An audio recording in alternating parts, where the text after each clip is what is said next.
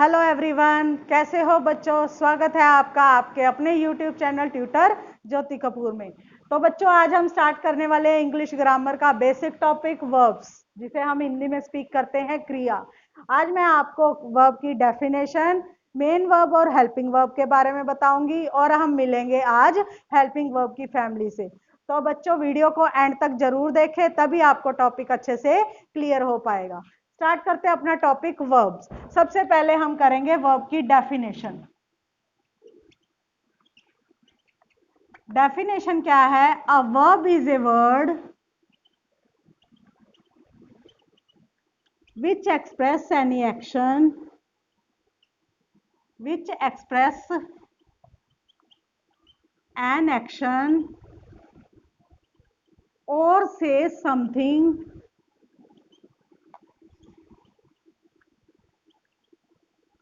about the subject.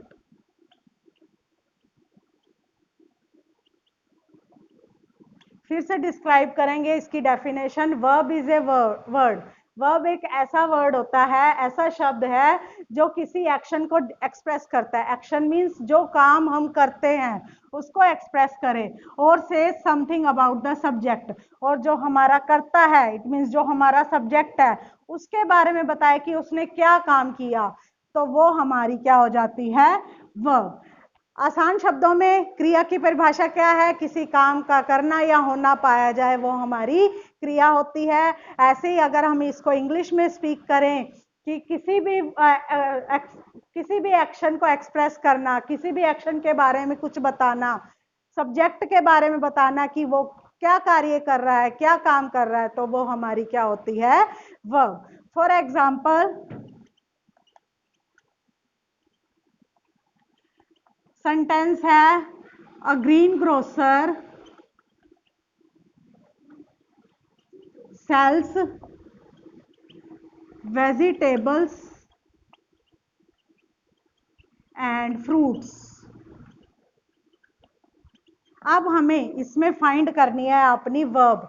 A green grocer sells vegetables and fruits. जो green grocer है वो fruits और vegetables बेचता है, इट मीन सेल्स करता है। उसका कार्य क्या है? उसकी वर्ब क्या है? क्या काम वो कर रहा है? सब्जियां और फ्रूट्स बेच रहा है, इट मीन्स वेजिटेबल्स और फ्रूट्स को बेच रहा है, तो वो हमारा बेचना क्या हो गया? हमारी वर्ब। जो सब्जेक्ट कोई भी कार्य कर रहा होता है, कर्ता कोई भी कार्य करता है, तो वो कार्य करना हमारी वर्ब हो जाती है।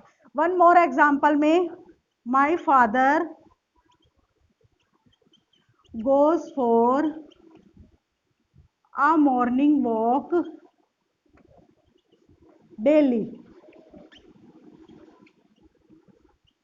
My father goes for a morning walk daily. मेरे पिताजी प्रतिदिन सुबह की सैर के लिए जाते हैं। क्या करते हैं? वो जाते हैं। तो जाना हमारी क्या हो गई? वर्ब हो गई। एक और पहचान क्या है? हम अगर हमें क्वेश्चन आए कि वर्ब फाइंड करनी है, तो इंग्लिश ग्रामर का सबसे मेन क्या है कि हमें वर्ब फाइंड करने के लिए जो हमारा सब्जेक्ट होता है उसके तुरंत बाद हमारी वर्ब आई हुई होती है। और अगर अगर हम हिंदी का टॉपिक देखें, हिंदी में क्रिया देखें, तो हमारी हिंदी में क्रिया वहां होती है जब हमारा वाक्य पूरा कंप्लीट हो रहा होता है। जब कंप्लीट हो जाता है वो हमारी वर्ब होती है। देखें, my father goes for a morning walk daily. मेरे पिताजी प्रतिदिन वॉक के लिए जाते हैं। हिंदी में तो वाक्य के अंत में क्रिया आती है, और इंग्लिश ग्रामर में जब हमारा सब्जेक्ट होता है और उसके तुरंत बाद क्रिया आ जाती है। और एग्जाम्पल है हमारे पास। अब हमारे पास कुछ एग्जाम्पल हैं जिसमें हमें मेन वर्ब और हेल्पिंग वर्ब, हर सेंटेंस में जरूरी नहीं है कि मेन वर्ब भी हो और हेल्पिंग वर्ब भी हो।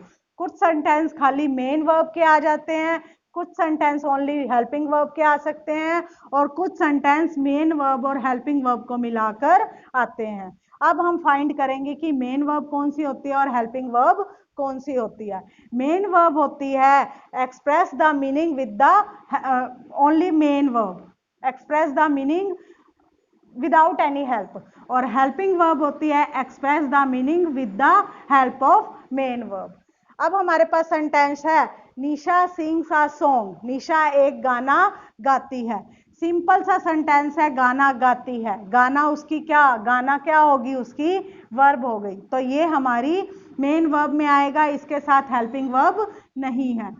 नेक्स्ट सेंटेंस है the boys play football, boys football खेलते हैं, खेलना हमारी क्या होगी, वर्ब हो गई, ये भी हमारी मेन वर्ब में आएगी।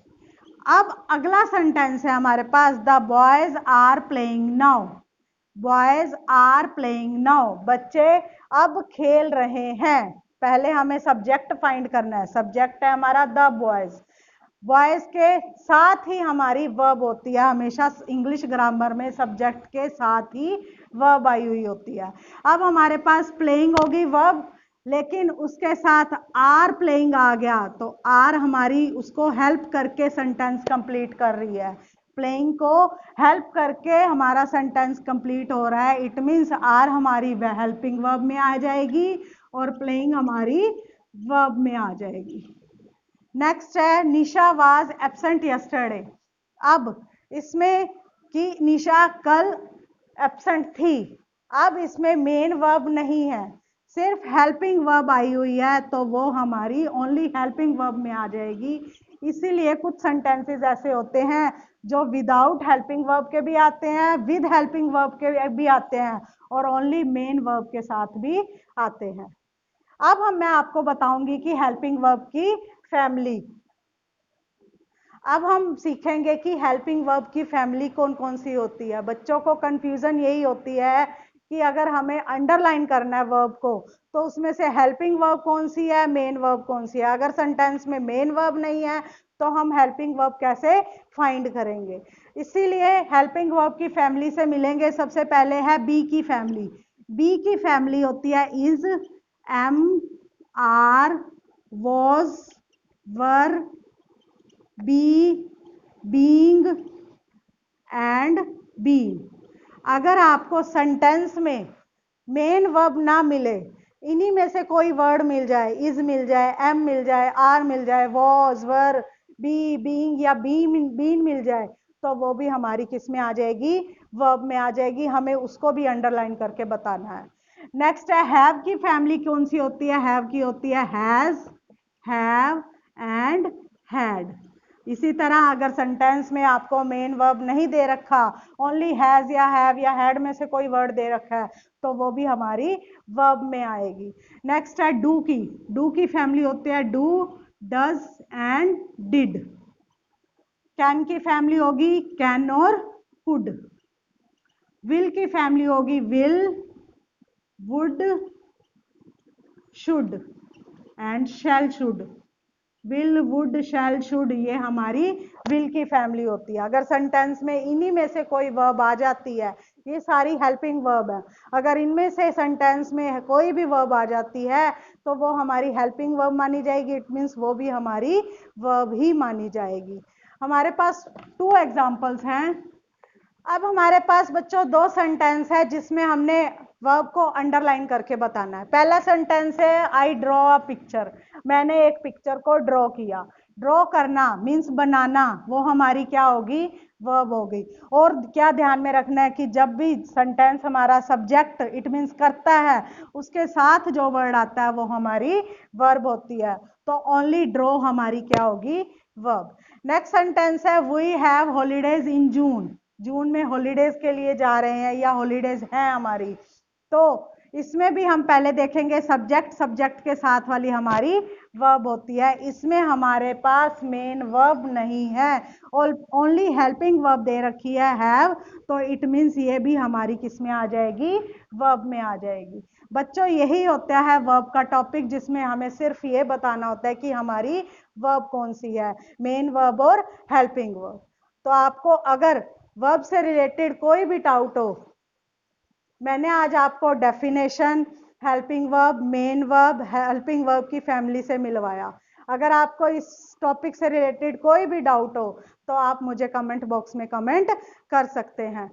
तो बच्चों, अगर आपको वीडियो पसंद आया हो तो चैनल को सब्सक्राइब, वीडियो को लाइक और शेयर करना ना भूलें।